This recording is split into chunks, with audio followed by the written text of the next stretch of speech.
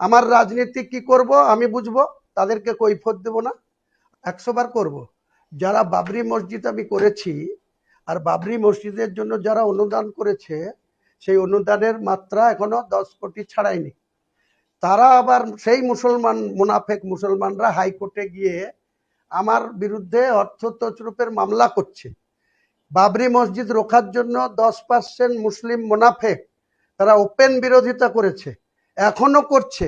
আমি সেই সমস্ত মুনাফেকদের জন্য এটা বলেছি যে ক্ষমতা থাকলে, এবং এখানে আপনাদের ওপেন বলছি, এখনো কিছু ইউটিউবার, কিছু ব্যক্তিগতভাবে বেলডাঙ্গার আশপাশের কিছু ছেলে যেভাবে আমাদের নামে কুৎসা করছে, যেভাবে আমাদের নামে বাবরি মসজিদ বলছে, আমি আর যা হবে হবে।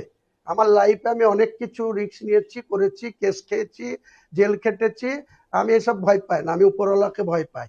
যারা এসব করবে, এক একজন ইউটিউবারকে ধরে নিয়ে এখানে ফাড়বো, আর দু একজন যারা এসব বলছে যে বাবরি মসজিদ দিলে রাজনীতি করছে, তাদেরকেও ফাড়বো। আমি আমার রাজনীতি কি করব আমি বুঝবো, তাদেরকে কৈফিয়ত দেব না। আর আজকে যারা কংগ্রেসকে ভোট দিচ্ছে, যারা টিএমসি কে ভোট দিচ্ছে, যারা সিপিএম কে ভোট দিচ্ছে, কারো মুখে কথা নাই কেন?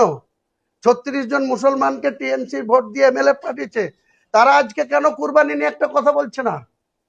তাদের নেতারা কেন একটা কথা বলছে না? চামচাগিরি মারাচ্ছ, যে চামচাগিরি মারাবে পিটিয়ে ছাল তুলে দেবো, পিটিয়ে ছাল তুলে দেবো বলছি তো। যে যা পারবে করে নেবে। আমার বাদরামি করা, আমরা একটাও হারাম খায় না কারো। আমরা বাবরি মসজিদের অর্থ 1 টাকা এদার ওদার হতে দিইনি, আগামী দিনেও হতে দেব না।